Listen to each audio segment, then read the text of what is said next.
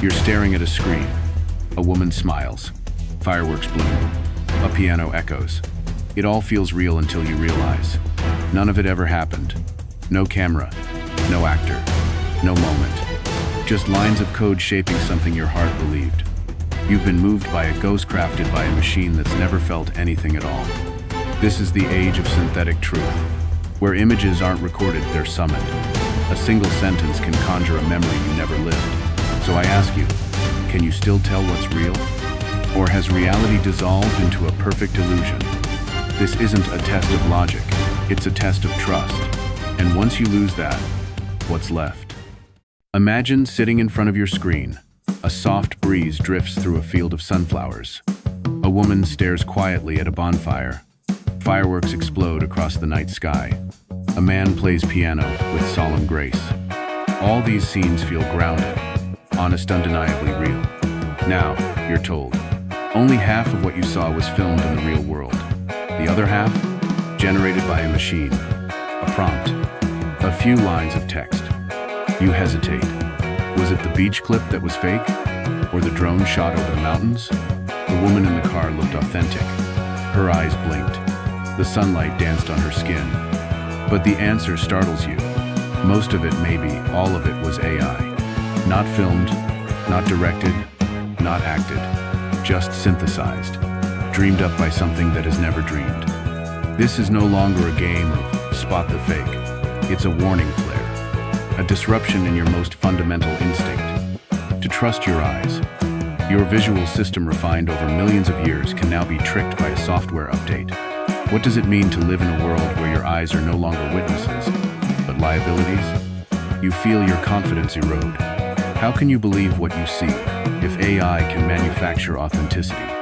If it can capture the micro-expression of surprise, the flicker of firelight in a person's pupil, the chaotic blur of movement in a crowd, the barrier between what's real and what's rendered just became invisible and your brain didn't even notice the shift. What happens when truth becomes indistinguishable from fiction, not because fiction is subtle, but because fiction is flawless? We're stepping into an age not where reality is replaced, but where it's rewritten frame by frame. And not by artists, but by algorithms. Every second of doubt chips away at the idea of objective perception. This isn't about AI getting better. It's about humans becoming blind in a new way. Our old tool sight, experience, memory are no match for generative systems that craft simulated memories. This is where it begins. Not with an apocalypse, but with a moment of confusion. A moment when you realize you've been looking at a ghost of reality. The world just shifted, and you didn't feel the tremor, not because it was small, but because it was silent. And maybe that's the scariest part. The revolution isn't knocking on your door. It's already inside your mind, wearing the mask of what you used to believe was real. Rewind the clock. Just a year ago, AI-generated videos were little more than visual noise, glitchy faces, twitching hands, psychedelic warping. Characters would melt into the background. Eyes blinked in different directions. Heads floated. It was obvious. Laughable. Something to share as a meme, not as a masterpiece. We laughed at Will Smith eating spaghetti because it was absurd. Not scary. Not threatening. Just weird. But AI never stops learning.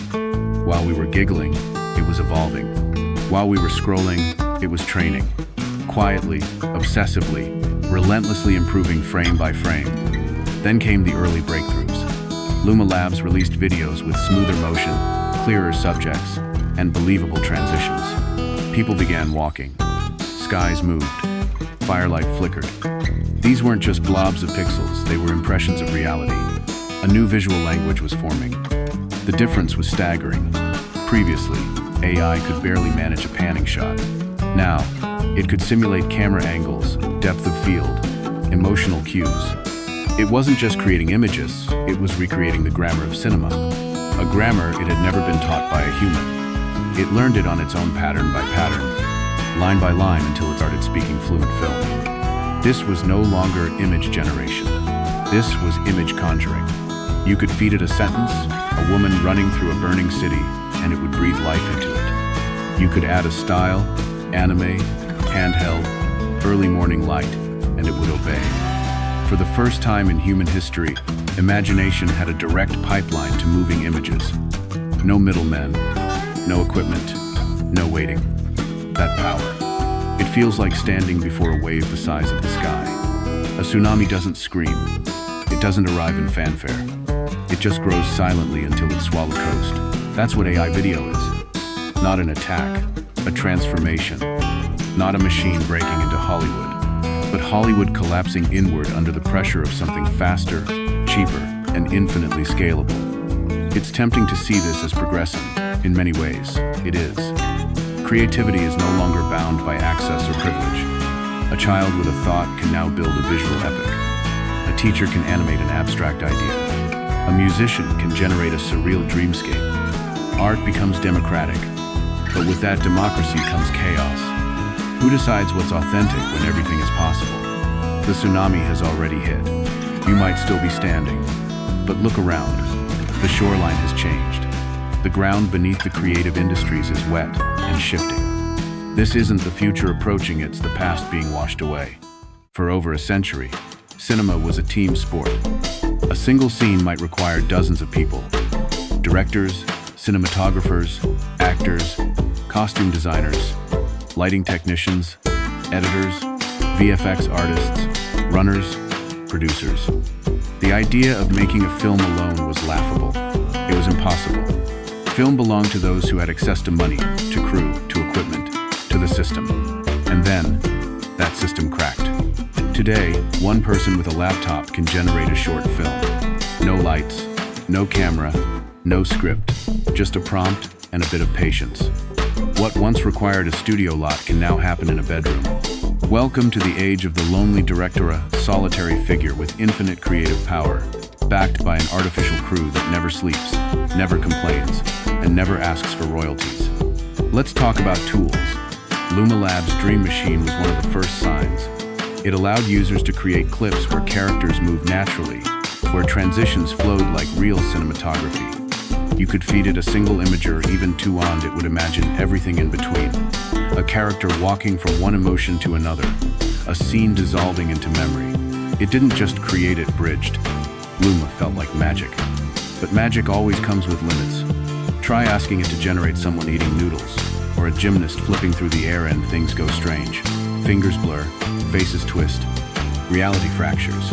These aren't just bugs, they're reminders that behind the illusion still lurks machinery, struggling to interpret the complexity of physical motion and organic form. Then Kling appeared from China, without warning, and with astonishing capability. It created videos of people eating, shopping, talking, with uncanny realism. It handled body movement, expressions, backgrounds. It let users generate HD videos up to 2 minutes on a phone. Free, unlimited. A professional tool with none of the professional barriers. It felt like a superpower accidentally made public. Runway Gen 3 entered the scene like a king. Its videos were crisp, controlled, emotional. It could portray facial expressions with cinematic precision, render drone shots that seemed lifted from nature documentaries, simulate commercials that looked broadcast ready. It was the closest thing to a studio in a box. But power comes at a price. Gen 3 is expensive, limited, and reserved for those who can pay the premium for realism. Together, these tools represent 3 pillars of a new creative economy. Luma for storytelling, Kling for accessibility, Runway for production, grade polish. But perhaps the most radical shift is not in what they can do, but who can use them. There are no gatekeepers here. No auditions, no funding rounds, no green lights, just people dreaming alone. The revolution isn't a march through studios. It's a whisper in basements, bedrooms, and back rooms. It's millions of creators, previously voiceless, now armed with the ability to create cinema at will. We used to ask, what story do you want to tell? Now, the question is deeper. What happens when anyone can tell any story and all of them look real? For decades, Hollywood stood as the cathedral of global storytelling. It wasn't just a place, it was a system. You needed connections, budgets, studios, union crews, and the elusive green light. The stories that reached us were filtered through layers of power. If you didn't have access, you didn't get to speak. But now, the walls are cracking. And the collapse isn't coming from outside, but from inside. pixel by pixel.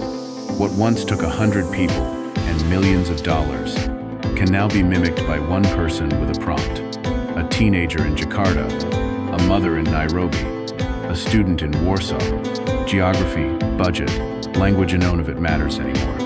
AI tools have made location irrelevant, context irrelevant, experience irrelevant. If you can imagine it, you can render it. Storytelling has left the studio. This isn't a threat, it's a displacement. A creative earthquake. Take any Hollywood production, budge hundreds of thousands spent on lighting, cameras, VFX, reshoots, editing. Now, compare that to Runway Gen 3. Sure, it's not free, but $15 buys you the power to generate professional visuals in minutes. It's not better yet, but it's good enough. And it's getting better faster than anyone in Burbank wants to admit. The ad industry is already feeling it. Brands no longer need to hire production houses to shoot 30-second spots. They can prompt an AI, refine the aesthetic, and deploy global campaigns without leaving their desk. Music videos being generated from bedrooms. Short films are coming from people who have never touched a DSLR. This isn't indie cinemates post-cinema. But here's the paradox. As creation becomes easier, meaning becomes harder. When everyone can make everything, what becomes valuable? Authenticity, emotion, novelty? And if AI can generate all three, what's left for humans to contribute? We may not be fighting for creative dominance, but for creative relevance. Hollywood still has something AI doesn't: legacy, trust, collective memory, the stories that built generations. But legacy ages fast, trust fades, and memory can be rewritten. When the next generation grows up on AI-generated films indistinguishable from Pixar or Warner Brothers, will they still care about where the story came from? Or will they simply choose the version that feels besteven, if no human ever touched it? What we're witnessing isn't the death of cinema. It's the death of exclusivity, the end of a gate-kept art form. And that's both exhilarating and terrifying. Because if a 15-year-old can create a film in 5 hours that looks like it cost $5 million, Hollywood has to ask itself, what is it still for? Maybe Hollywood won't vanish, but it will shrink, morph, lose its monopoly. The big screen isn't going away, but it's no longer the only screen that matters. The power of visual storytelling has been redistributed. And like any empire that outlives its golden age, it must now choose, adapt, or be remembered only in nostalgia. If you can't tell what's real, what anchors your mind? A sunset, a driver's smile, piano key saw now possibly made by something without emotion or soul. Yet they stir your heart. That's the fear. Can something inhuman still manipulate human feeling? AI video has moved beyond visuals. It's a silent director, shaping illusions that feel true. And if a dream is generated by a machine, is it still yours? Or are you living inside a story crafted, not by imagination, but by code? The danger isn't technical. Yes, AI still messes up hands, makes cars drift, gives dinosaurs extra limbs. But these flaws are temporary. Within months, they'll vanish. And when they do, your eyes will be officially useless. That's a chilling future, where reality is rendered on command. When the ones who wield AI shape what we see, and everyone else just consumes. Are we entering a new visual dictatorship? One where truth is merely a well-designed prompt? Real or fake is no longer a technical issue. It's moral, psychological, cultural. If you don't know what you're seeing or feeling, can your identity survive? We once believed technology would expand imagination, but now it may be stealing it. From awe to wonder, from doubt to acceptance, the unthinkable is now common. AI can create film, music, emotions, characters with words alone. So if machines can manifest every dream, what dreams are left for us to dream? Cinema used to be magic, a place where humans poured in fear, love, longing. But if a machine can mimic it, although we still need to try, will dreams still be worth chasing? If they're now available, on demand? We're entering an age where imagination gets outsourced to algorithms. Art stops being discovery and becomes selection. A gallery of infinite outputs generated by something smarter than all of us. But if everything is possible, what's still worthy of being called creative? Perhaps the one thing AI cannot generate. is the hunger to create. That trembling voice, that shaky hand, that imperfect lyric, those are still ours. And even if AI renders flawless dreams, real dreams are the ones we fight to create. So when you see those flawless videos, smooth, breathtaking, seductive, ask yourself, whose dream am I watching? Mine or the machine's? And if one day you no longer recognize your own emotions, then maybe what we've lost isn't filmmaking. It's the belief in a dream that was truly ours. That's it for today's video. Thanks for watching till the end. If you enjoyed it, don't forget to like, comment, and subscribe to DT Synapse Zero for more exciting content.